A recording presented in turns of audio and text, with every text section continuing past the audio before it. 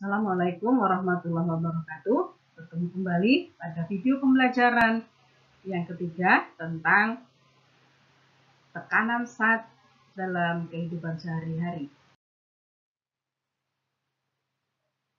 Masih bersama Ibu Sri Irawati dari SMP Muhammadiyah Merauke, Papua. Masih dengan kompetensi dasar 3.8, memahami tekanan zat cair dalam penerapannya dalam kehidupan sehari-hari, untuk menjelaskan tekanan darah, difusi pada peristiwa respirasi, dan tekanan osmosis. Pada video pembelajaran yang ketiga ini, kita akan mempelajari tentang pengangkutan air dan nutrisi pada tumbuhan. Konsep tekanan zat juga terdapat pada makhluk hidup, seperti pengangkutan air dan nutrisi pada tumbuhan, tekanan darah pada sistem peredaran darah manusia, dan tekanan gas pada proses pernapasan manusia. Pengangkutan air dan nutrisi pada tumbuhan. Pengangkutan air pada tumbuhan terjadi karena adanya jaringan xilem. Air dari dalam tanah diserap oleh rambut-rambut akar, kemudian masuk ke sel epidermis melalui peristiwa osmosis. Selanjutnya, air menuju korteks, endodermis, dan perisikal. Kemudian, air menuju xilem akar, xilem batang, dan xilem daun. Berikut ilustrasi pengangkutan air masuk ke dalam akar.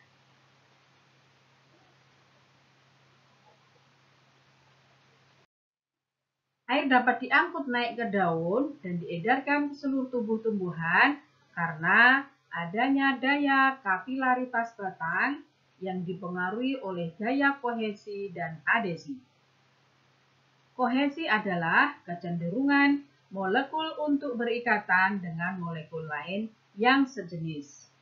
Sedangkan adesi adalah kecenderungan molekul untuk berikatan dengan molekul yang lain tetapi tidak sejenis.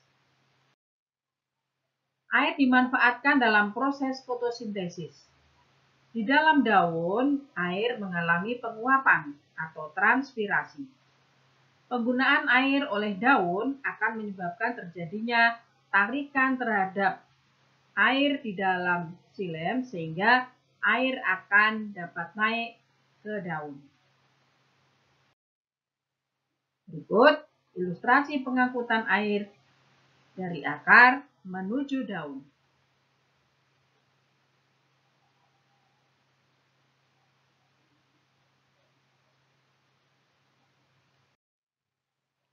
Semua bagian tumbuhan memerlukan nutrisi.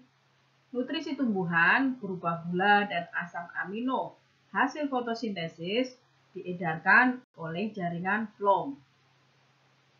Pengangkutan hasil fotosintesis dimulai dari daun atau daerah yang berkonsentrasi gula tinggi menuju ke seluruh tubuh daerah yang berkonsentrasi gula rendah dengan bantuan sirkulasi air yang mengalir melalui xilem dan floem.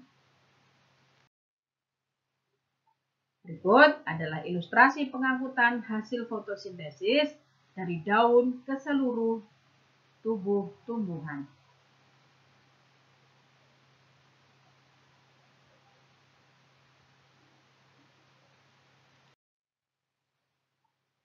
Berikutnya kita pelajari tekanan darah pada sistem peredaran darah manusia. Tekanan pada pembuluh darah berprinsip kerja seperti hukum Pascal. Ketika jantung memompa darah mendapat dorongan sehingga dapat mengalir melalui pembuluh darah. Kemudian memberi dorongan pada pembuluh darah yang disebut dengan tekanan darah. Bila kehilangan darah karena kecelakaan atau penyakit, tekanan darah akan hilang sehingga darah tidak dapat mengalir menuju sel-sel di seluruh tubuh. Akibatnya, sel-sel akan mati karena tidak mendapatkan oksigen dan nutrisi. Tekanan darah diukur menggunakan alat yaitu sphygmomanometer atau tensimeter. Ini adalah gambar dari tensimeter. Tekanan darah diukur dalam pembuluh nadi atau arteri yang terdapat di lengan atas. Tekanan darah orang normal sekitar 120/80 mm Hg. 120 adalah angka sistol, menunjukkan tekanan saat bilik berkontraksi dan darah terdorong keluar dari bilik jantung melalui pembuluh arteri. Sedangkan angka 80 merupakan angka diastol, menunjukkan hasil pengukuran tekanan saat bilik mengalami relaksasi dan darah masuk ke bilik jantung, tepat sebelum bilik-bilik berkontraksi lagi. Berikut adalah cara pengukuran tekanan darah.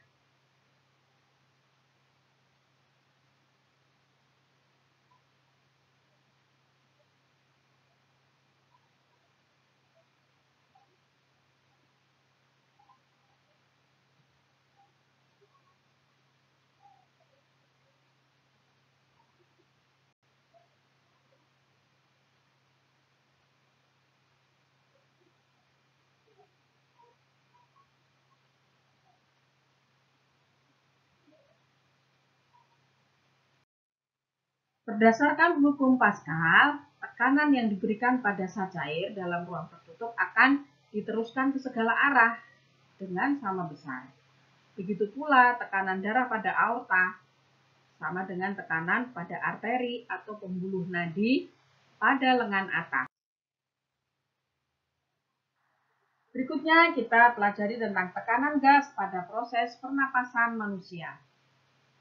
Dalam paru-paru, yaitu alveolus, terjadi pertukaran gas, oksigen, dan karbon dioksida secara difusi, yaitu perpindahan zat terlarut dari daerah berkonsentrasi dan bertekanan parsial tinggi ke daerah berkonsentrasi dan bertekanan parsial rendah.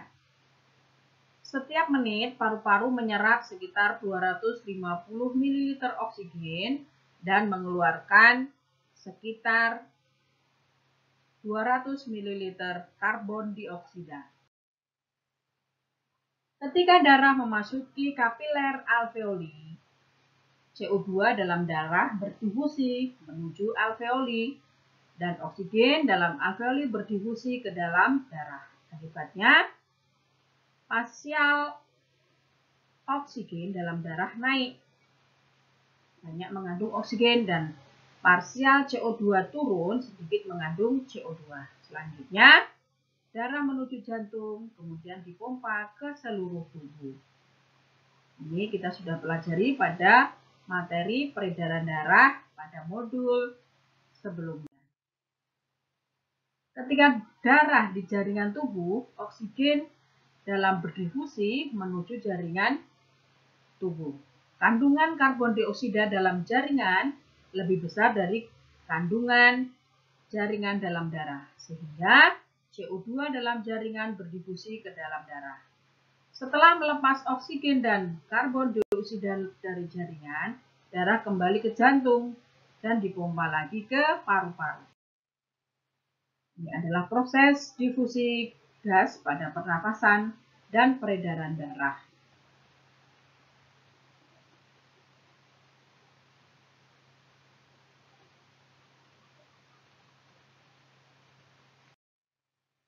Demikian video pembelajaran ini, semoga bermanfaat untuk anak-anak semuanya.